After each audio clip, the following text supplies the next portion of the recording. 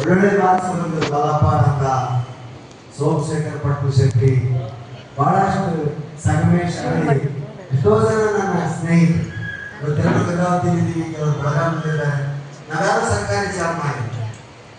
ಹೊರಗಡೆ ನಾವೇನು ಕಲ್ತೀವಿ ಅನ್ನೋದು ನೀವೆಲ್ಲ ನಾನು ರ್ಯಾಂಕ್ ಓದೀನಿ ಅಂತೇಳಿ ಹೆಣ್ಮಕ್ಳಿಗೆ ನಾನು ರ್ಯಾಂಕ್ ಓದೀನಿ, ನಾನು ಹೈಯೆಸ್ಟ್ ಮಾರ್ಕ್ಸ್ ತಗೊಂಡಿನಿ ಅಂತ ಕುಸಿರ್ತಿಕ್ಕ ಬಿಡಬಾರ್ದು. ಅಣ್ಣ ತಮ್ಮ ಬಟ್ಟೆ ಒಗೆಯೋದು ಬಿಡಬಾರ್ದು, ಮನೆ ವರ್ಷ ಬಿಡಬಾರ್ದು. ನಿಜವಾಗಿ ನಿಮ್ಮ ಮಾನವೀಯತೆಯನ್ನ, ನಿಮ್ಮ ವಿದ್ಯೆಯನ್ನು ತೋರಿಸೋದು ನಾವು ಬರೇ ಬೆಂಗಳೂರನ್ನ ಆದರ್ಶವಾಗಿ ಇಟ್ಕೋತೀವಿ. ಏನ್ ಚೀಫ್ ಸೆಕ್ರೆಟರಿ ಹೇಳ್ತಾರ, ಹೆಣ್ಮಕ್ಳು ಆಫ್ ಚೆಕ್ ಹೇಳ್ಕೊಂಡು ಸಾಯಂಕಾಲ ಒಂದು ಪಾನಿಪುರಿ ಚಾಟ್ಸ್ ತಿಂದಾಗ ಅವ್ರು ಎಂದೆಂದೂ ನೋಡ್ಬಾರ್ದು. ಯಾಕಂದ್ರೆ ಅವ್ರು ಯಾರೂ ಕರ್ನಾಟಕದವ್ರು ಆಗಿರಲ್ಲ. ಪಕ್ಕದ ಮಹಾರಾಷ್ಟ್ರ, ಆಂಧ್ರ, ರಾಜಸ್ಥಾನ್, ಗುಜರಾತ್ ಇಲ್ಲೆಲ್ಲಿಯವರು ಬಂದಿರ್ತಾರೆ. ಅವ್ರು ನಾವು ಹಿಂಗಾಗಬೇಕು ಅಂತ ಖಂಡಿತ ಅಂತ ಮಾಡ್ತಾರೆ. ಅವ್ರ ಲೋಕವೇ ಬೇರೆ. ಅಂದರೆ ಭಾರತೀಯ ಸಂಸ್ಕೃತಿ ಆಗಿದೆ ಅಂದರೆ, ನೀವು ಚಿನ್ನದ ಪದಕವನ್ನು ತೆಗೆದುಕೊಂಡರೂ ಕೂಡ ಮನೆಯಲ್ಲಿ ತಂದೆ ತಾಯಿಗಳಿಗೆ ಸಹಾಯಕರಾಗಿರೋದನ್ನು ತೆಗೆದುಕೊಂಡು, ನನ್ನ ಮಗ ರ್ಯಾಂಕು ಅಂತ ಹೆಮ್ಮೆ ಪಡ್ತಿದ್ದಾರೆ ಕೂತಿದ್ದಾರೆ ತಂದೆ ತಾಯಿ, ಹೌದಾ? ಇವ್ರಿಗೆಲ್ಲ ಅದೆಷ್ಟು ಹೆಮ್ಮೆ ಅಂದರೆ, ನೀವಿಲ್ಲಿ ಯಾವುದಾದ್ರೂ ಅವಾರ್ಡ್ ತಗೊಂಡಾಗ ಒಂದು ಹಾರ ಹಾಕಿಸ್ಕೊಂಡಾಗ ಅವ್ರ ಕಣ್ಣಲ್ಲಿ ನೀರು ಬರ್ತಿತ್ತು. ನಿಜವಾದ ಆನಂದ ಅಂತ ಅವ್ರು. ನಿಮಗೆ ಕಲಿಸಿರ್ತಕ್ಕಂಥ ಸಿದ್ಧಲಿಂಗೇಶ್ವರು, ಧನರಾಜವರು ಅವರೊಂದು ಹೊರಗೆ ಬಿರುದು ಹೋಗ್ತಿರ್ತದ್ರು. ಅಪ್ಪ ನಾವು ಕಲಿಸಿ ವಿದ್ಯಾರ್ಥಿ ಹಿಂಗಂದಲ್ಲ. ಇವತ್ತು ನನಗೆ ಅವರಿಬ್ಬರು ನೋಡಿದ್ರೆ ಸಂತೋಷ ಆಗ್ತದೆ. ಸಿದ್ಧಲಿಂಗೇಶ್ ಕುರುಬಾವಿ ನಮ್ಮ ಗುರುಗಳ ಮಗ, ಇವ್ರ ತಂದೆ ವಿರೂಪಾಕ್ಷ ಸರ್, ಅವ್ರು ಯಾವಾಗಲೂ ಕನ್ನಡ ಪ್ರೇಮಿಗಳು. ಅವರಿಗೆ ಮೇ ಕಮಿಂಗ್ ಸರ್ ಅಂತ ಭಾಗವತಂದ್ರೆ ಪ್ರೀತಿದ್ರು. ಬಂದಿದ್ದೇನೆ ಗುರುಗಳೇ ಅನ್ಬೇಕು. ಅಟೆಂಡೆನ್ಸ್ ತಗೊಳ್ಳುವಾಗ ಅಷ್ಟೇ ಎಸ್ ಸರ್ ಅನ್ನಾಗಿಲ್ಲ, ಬಂದಿದ್ದೇನೆ ಗುರುಗಳೇ, ಹೊರಗೆ ಹೋಗುತ್ತಿದ್ದೇನೆ ಗುರುಗಳೇ. ಇಂಗ್ಲೀಷಲ್ಲಿ ಮಾತಾಡಿದ್ರೆ ಹೇಗೆ ಬ್ರಿಟಿಷರು ನಾನು ಕೇಳ್ತಿದ್ರು. ಇಂಗ್ಲೀಷ್ ಮಾತಾಡೋದು ಬೇಡ ಅಂತ ಹೋಗೋದನ್ನ, ಅನಿವಾರ್ಯ ಆದಾಗ ಇಂಗ್ಲೀಷನ್ನು ಕಲಿಯಲೇಬೇಕು. ಅದು ಅಂತಾರಾಷ್ಟ್ರೀಯ ಭಾಷೆ. ನಾನು 11 ದೇಶಗಳನ್ನು ಸುತ್ತಿದೆ. Australia, America, Dubai, Hong Kong, China, ಏನು ನಾನು ನಮ್ಮ ನುಡಿನ ಸುತ್ತಿಲ್ಲ. ಅಲ್ಲಿ ಭಾಷಣ ಮಾಡಿಸೋದನ್ನು ಕರೆಸಿದ್ರು. ಹೀಗಾಗಿ ನಾನು 46 ಬಾರಿ ವಿಮಾನದಲ್ಲಿ ಕೂತೀನಿ. ಅದರಲ್ಲಿ ಬಹಳ ದೂರ ಪ್ರಯಾಣ ಅಂದರೆ ಅಮೇರಿಕಾ. 26 ತಾಸು ಹೋಗ್ತಾರೆ, 14 ತಾಸು ಹೋದಾಗ 8 ತಾಸು ಒಂದು ಫ್ಲೈಟ್ನಾಗ. ಒಂದ ಫ್ಲೈಟ್ನಾಗ ಹೋಗೋದು ಈಗ ಆಗೈತೆ ಅಂತ ಕೇಳಿದ್ವಿ ನಾವು. 2 ಸಲ ಫ್ಲೈಟ್ ಚೇಂಜ್ ಮಾಡಬೇಕು. 3 ದಿನಕ್ಕೆ ಅವ್ರು ಮುಟ್ತೀವಿ ನಾವು. ಅಲ್ಲಿ ಹೋಗಿ ನಾನು ಅಮೇರಿಕಾದಲ್ಲಿ ಮಾತಾಡಲಿಲ್ಲ, ಅಲ್ಲಿ ಹೋಗಿ ಮಾತಾಡಿದ್ದು ಇಲ್ಲಿನ ಕನ್ನಡಿಗರಿಗೆ. ಅವ್ರು ನಮ್ಮನ್ನು ಕರೆಸಿದ್ರು. ಓದೋರೆಲ್ಲ ಅಮೇರಿಕಕ್ಕೆ ಹೋಗ್ತೀವಿ ಅಂತ ಗ್ಯಾರಂಟಿ ಇಲ್ಲ. ಕವಿ ಸಾಹಿತಿಗಳು ಕೂಡ ಹೋಗ್ಬೋದು ಅಂತ ನಾನು ಅನಿಸ್ತದೆ. ಅದಕ್ಕೆ ಉದಾಹರಣೆ ನಾವೇ. ನಮ್ಮ ಸರ್ವೋಸ ಸರ್ ಅಂತ ಅವ್ರ ಮಕ್ಕಳೇ ಅಮೇರಿಕಾದಲ್ಲಿಲ್ಲ. ಅವರು ಎಷ್ಟೋ ಸಾರಿ ಬಂದ್ಬಿಡ್ತಾರೆ. ನೀವು ಹೇಳಿದ್ರು, ನಾನು ಇವತ್ತು ಅವ್ರ ಪಕ್ಕದಲ್ಲಿ ಅವರು ಕೂರಿಸ್ಕೊಂಡು ನಿಂತು ಮಾತಾಡ್ತೀನಿ ಅಂದರೆ ಆ ಭಾಷಣೆಯನ್ನು ಕಲಿತಿದ್ದು ನಾನು ಸರ್ವೋಸ ಸ್ವಾಮಿ ಹೇಳ್ತೇನೆ. ನಾವು ವಿದ್ಯಾರ್ಥಿಗಳಾಗಿದ್ದಾಗ ಅವರು ಅದ್ಭುತವಾಗಿರ್ತಕ್ಕಂಥ ಮಾತುಗಳು ಈಗೂ ಹೌದು. ವಯಸ್ಸಾಗೈತೆ ನೀವು ಮಾತಾಡಂತಾರೆ. ಬಹಳ ಅದ್ಭುತವಾದಂಥ ಮಾತು. ಭಾಷಣಕ್ಕೆ ಎಷ್ಟು ಜನ ಇಲ್ಲಿ ಬಂದು ನಿಂತರೆ ಮಾತಾಡೋದ್ರೆ ಸ್ವಲ್ಪ ಕೈ ಆಗಿರ್ತಾರೆ. ನಾವು ಒಂದು ವಿಷಯ ಕೊಟ್ಟರು 5 ನಿಮಿಷ ಮಾತಾಡ್ತೀವಿ ನಾವು ಅಂತ ಯಾರಾದ್ರೆ ನೋಡಿ, ಯಾರೇ ಇಲ್ಲ. ಆದ್ರೆ ನಿಮ್ಮಿಗೊಳಗ ಮಾತಾಡಿದ್ರೆ ಕಟ್ಟಿ ಸರಿತಾವ, ಅಷ್ಟು ಕಟ್ಟಿ ಮಾಡ್ಕೊಂಡು ಮಾತಾಡ್ತೀವಿ. ನಿಮ್ಮಲ್ಲಿ ಯಾರು ಭಾಷಣ ಮಾಡಿ ಅವಕಾಶ ಕೊಟ್ಟರು 5 ನಿಮಿಷ ಮಾತಾಡ್ತೀನಿ ಸರ್ ಅನ್ನೋದು ಯಾವುದಾದ್ರೂ ವಿಷಯ ಬಗ್ಗೆ, ನಿಮ್ಮ ಅಪ್ಪ ಅವ್ರ ಬಗ್ಗೆ ಇರ್ಬೋದು, ನಿಮ್ಮ ಊರ ಬಗ್ಗೆ ಇರ್ಬೋದು, ಇಲ್ಲ ನೋಡ, ನಿಮ್ಗೆ ಬೇಕಾದಷ್ಟು ಮಾರ್ಕ್ಸ್ ತಗೊಂಡಿರ್ತೀನಿ. ಇಂಟರ್ವ್ಯೂನಾಗ ಹೋಗಿ ಪ್ರಶ್ನೆ ಉತ್ತರ ಕೊಡೋಣ ತಗೊಂಡೇನು ಮಾಡಿ, ಹೌದಾ? ನಾನು ಸಿದ್ಧಲಿಂಗೇಶ್ವರಲ್ಲಿ ಪ್ರತಿ ಸಾರಿ ಹೇಳ್ತೀನಿ, ಅವ್ರಿಗೆ ಮಾರ್ಕ್ಸ್ ತಗೊಳ್ಳೋದ್ರ ಕಲಿಸೋದ್ರ ಜೊತೆಗೆ ನಿಂತು ಆಗಲೇ ಮಾತಾಡಿದ್ರೆ ಅವ್ರು ಮಾತಾಡ್ತಾರೆ ಜೊತೆಗೆ ಅದೊಂದು ಕಲಿ. ಕಾಮನ್ ಡಿಗ್ರಿಯವರು ಓಡಿ 10 ಮಂದಿ ಸಿಗ್ತಾರೆ. ಬೆಂಗಳೂರಾಗ ಡಾಕ್ಟ್ರೇಟ್ ಪಡೆದವ್ರು ಆಟೋ ರಿಕ್ಷಾ ಓಡಿಸ್ತಾರೆ. ನನ್ನ ಜೀವನ ಸತ್ಯಗಳ ಬೆಳೆದು ಯಾರಾದ್ರೂ ನಾಡುವೆ ನಾವು ಆಟೋ ರಿಕ್ಷಾ ತಂದು ಇಲ್ಲಿಂದ ಅಂತಲ್ಲ, ಒಂದು ಪದವಿಯನ್ನು ಪಡೆದು ಆ ಪದವಿಯಲ್ಲಿ ರ್ಯಾಂಕ್ ಕಾಲ ಹೆಂಗಾಗೈತಿ ಅಂದರೆ, ನಾವು ಎಷ್ಟೇ ಬುದ್ಧಿವಂತಿದ್ರು ಉದ್ಯೋಗಗಳು ನಮ್ಮ ಹುಡುಕಿಕೊಂಡು ಬರ್ತಾ ಇಲ್ಲ. ಕೆಲವು ದೇಶಗಳಲ್ಲಿ ರ್ಯಾಂಕ್ ಬಂದವರು ನಮ್ಮ ಕಳಿಸ್ರಿ, ನಮ್ಮ ಆಫೀಸಿಗೆ ಕಳಿಸ್ರಿ ಅಂತ ಅಡ್ವಾನ್ಸ್ ಹೇಳಿ ಹೋಗ್ತಾರೆ. ಈ ದೇಶದಲ್ಲೆಲ್ಲ ಗೋಲ್ಡ್ ಮೆಡಲಿಸ್ಟ್ ತಗೊಂಡವರು ಇವರು ಇದಿರಬೇಕಾಗ್ತದೆ, ರಾಜಕಾರಣಿಗಳನ್ನು ಓಲೈಸಬೇಕಾಗ್ತದೆ.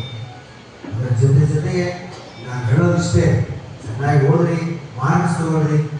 ನೀವು ಸಿದ್ಧಿಕೇಶ್ವರಿಗೆ ಈ ಟ್ಯುಟೋರಿಯಲ್ಗೆ ಒಂದು ಕೀರ್ತಿಯನ್ನು ತರಬೇಕಾದ್ರೆ ನೀವು ಕೂಡ ಇನ್ನೊಬ್ಬರಿಗೆ ಕಲಿಸುವಂತಾಗಬೇಕು, ನೀವು ಕೂಡ ಇನ್ನೊಬ್ಬರಿಗೆ ಜೀವನದ ಮಾರ್ಗವನ್ನು ತೋರಿಸುವಂತಾಗಬೇಕು. ಸಿದ್ಧಿಕೇಶ್ವರ ಬಗ್ಗೆ ನನಗಿರೋ ಹೆಮ್ಮೆ ಅಂದರೆ ಇದೆ.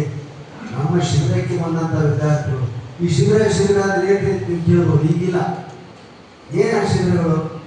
ಶಾಲೆಯ ವಿಷಯವನ್ನು ಒಂದು ನಾವು ಹೇಳ್ತೀವಿ, ಶಾಲೆಗೆ ಮಾರ್ಕ್ಸ್ ತಗೊಂಡ್ಬರ್ರಿ, ನೀವು ಜಗತ್ತು ಹೆಂಗೆ ತೋರಿಸ್ತೀವಿ, ಮೀನ ಹಿಡಿಯರೆ ಅಂತ ತೋರಿಸ್ತೀವಿ, ಸಿನಿಮಾ ನೋಡ್ತೀವಿ, ಪ್ರೊಜೆಕ್ಟ್ ಹೆಂಗೆ ಕೆಲಸ ಮಾಡ್ತೈತೆ ತೋರಿಸ್ತೀವಿ, ಪಂಕ್ಚರ್ ಹೆಂಗೆ ಆಗ್ತಾರೆ ತೋರಿಸ್ತೀವಿ, ಡ್ರೈನ್ ಎಂದು ಬಟ್ಟೆಗಳಿಗೆ ಡ್ರೈ ಕ್ಲೀನರ್ ಆ ಮಷೀನ್ ಹೆಂಗೆ ಕೆಲಸ ಮಾಡಿಸ್ತದೆ, ರೇಡಿಯೋ ಪಾರ್ಟ್ಸ್ ಬಿಚ್ಚಿ ತೋರಿಸ್ತಿದ್ವಿ, ಟಿವಿ ಪಾರ್ಟ್ಸ್ ಬಿಚ್ಚಿ ತೋರಿಸ್ತಾ ಇದ್ವಿ. ಎಲ್ಲಕ್ಕಿಂತ ಮುಖ್ಯವಾಗಿ ಈಜನ್ನು ಕಲಿಸೋದು ಪ್ರಯತ್ನ ಮಾಡ್ತಿದ್ವಿ. ಇದರಲ್ಲಿ ಈಜ್ ಎಷ್ಟು ಜನ ಬರ್ತದೆ? ಸ್ವಿಮ್ಮಿಂಗ್ ನೋಡ್ರಿ ಭಾಳ ಕಡಿಮೆ, ಹೌದಾ? ಈಜ್ ಬಂದ್ರೆ ನೀರಿಗೆ ಹಾರುವಂಥ ವಿದ್ಯಾರ್ಥಿ ನಿನ್ನೆ ತಾನೇ ಪೇಪರ್ನ ಕಲಿತೇನೆ, ರಜೆಗೆ ಬಂದಂಥವರಿಗೂ ನೀರು ಪಾಲಾಗಿ. ದಯವಿಟ್ಟು ಆದಷ್ಟು ಟ್ರೈನಿಂಗ್ಗಳಲ್ಲಿ ಹೋಗಿ ಈಜು ಕಲಿಯೋದನ್ನು ಪ್ರಯತ್ನಿಸಿ. ನಮ್ಮ ತಮ್ಮ ನನಗಿಂತ ಅದ್ಭುತವಾದಂಥ ಜಾಗೃತ IAS ಪರೀಕ್ಷೆ ಕಟ್ಟಿದ್ದ, ಕೇವಲ ಒಂದು ಸಬ್ಜೆಕ್ಟ್ ಕಡಿಮೆ ಮಾರ್ಕ್ಸ್ ಫೇಲ್ ಆಗ. ಎಲ್ಲ ವಿದ್ಯೆಗಳು ಬರ್ತಿದ್ರು. ಹಾರ್ಮೋನಿಯಂ ಕಲಿಯೋದಕ್ಕೆ ದುಡ್ಡು ಕೇಳ್ತಾರೆ, ಸಂಗೀತ ಶಾಲೆಯಲ್ಲಿ ಅಂತೇಳಿ ಮಣೆಯ ಮೇಲೆ ಆ ಮಣೆಯ ಮೇಲೆ ಗೆರೆ ಹಾಕಿ ಸರಿಗಮ ಪದನಿಸ ಬರೆದು ಅವುಗಳ ಮೇಲೆ ಪ್ರಾಕ್ಟೀಸ್ ಮಾಡಿ ಹಾರ್ಮೋನಿಯಂ ಬಾರಿಸಿದ್ರು ಅಂತ. ನನ್ನ ತಮ್ಮ ಈಜು ಬರದ ಕಾರಣ ಶ್ರೀಶೈಲಕ್ಕೆ ಹೋದಾಗ ಇಲ್ಲಿವರೆಗೂ ನೀರಿನಲ್ಲಿ ಹೋಗಿ ಸೋಪ್ ಹಚ್ಕೊಂಡು ಮುಳುಗಿರೋದ್ರಿಗೆ ಕಾಲು ಸ್ಲಿಪ್ ಆಗಿ ನೀರಿನ ಪಾಲಾಗ. ಇಲ್ಲಿನ ಜನರಿಗೆಲ್ಲ ಯಾಕೆ ಮಾತ್ರ ಹೇಳ್ತೀವಿ ಅಂದರೆ, ಬರೀ ಮಾರ್ಕ್ಸ್ ತಗೊಂಡೆ ಜಾಬ್ ಮಾಡಿ ಗೊತ್ತಿಲ್ಲ, ಜೀವನದಲ್ಲಿ ಎಷ್ಟು ಕಳೆಗಳಿದೆಯೋ. ನೀವು ತಂದೆ ರೈತರಾಗಿದ್ರೆ ಅವ್ರ ಜೊತೆ ಹೊರಗಡೆಗಳಲ್ಲಿ ಕೆಲಸ ಮಾಡೋದನ್ನ ಕಲಿ, ಪರಿಪೂರ್ಣ ಮಾನವ ಅನಿಸ್ಕೋಬೇಕಾದ್ರೆ ಇವನ್ನೆಲ್ಲ ನಾವು ಕಲಿ. ಬರೇ ನಾನು ರ್ಯಾಂಕ್ ಬಂದಿದ್ದೀನಿ, ಫಸ್ಟ್ ಕ್ಲಾಸ್ ಬಂದಿದ್ದೀನಿ ಅಂತೇಳಿ ಅವು ಮುಸ್ರಿ ತಿಂತಿರ್ತಾವ, ಬಟ್ಟೆ ಇಟ್ಟಿರ್ತಾವ, ನೀವು ಒಳಗೆ ಹಾಗೆ ಸಹಾಯವನ್ನು ಮಾಡಿ. ಜೊತೆಗೆ ಸಾಹಿತ್ಯವನ್ನು ಕೂಡ ಓದಬೇಕು. ಯಾರಾದ್ರೂ ಸಾಹಿತ್ಯ ಗೊತ್ತೈತೆ?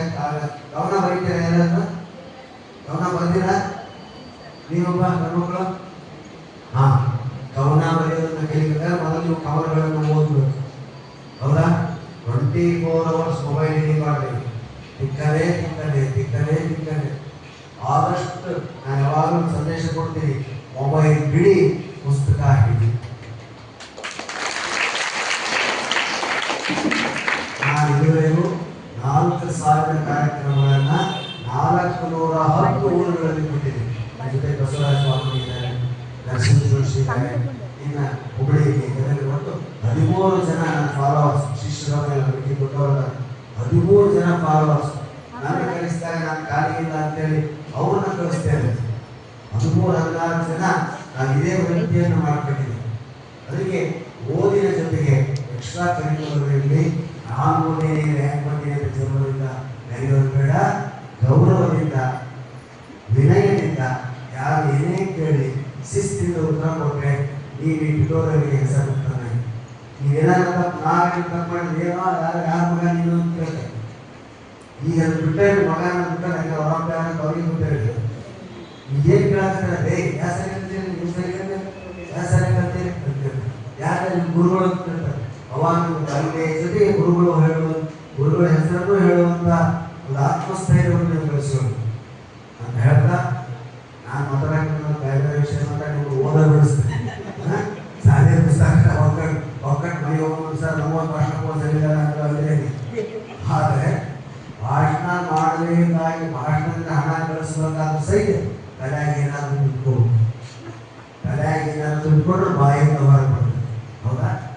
ಓದಿ, ಓದಿನ ಜೊತೆಗೆ ಈ ದೇಶದ ಸಂಸ್ಕೃತಿ, ನಾಡು, ನುಡಿ, ಕನ್ನಡದ ಸೇವೆಯನ್ನು ಮಾಡ್ತಾ ಇದೇ ರೀತಿ ನೀವು ಕೂಡ ಒಬ್ಬ ಸಿದ್ಧಲಿಂಗೇಶ್ವರಾಗಿ, ಒಬ್ಬ ಗಂಗರಾಜವರಾಗಿ ಮುಂದಿನ ಮಕ್ಕಳಿಗೆ ತರಬೇತಿ ಹೇಳ್ತಾ, ನನ್ನನ್ನು ಕರೆಸಿ ನನ್ನೊಂದೆರಡು ಮಾತುಗಳನ್ನು ಕೇಳಿದ್ದಕ್ಕಲ್ಲ, ಸುಮ್ಮನೆ ಮುಂದಕ್ಕೆ ವಂದಿಸಿ ನಾನು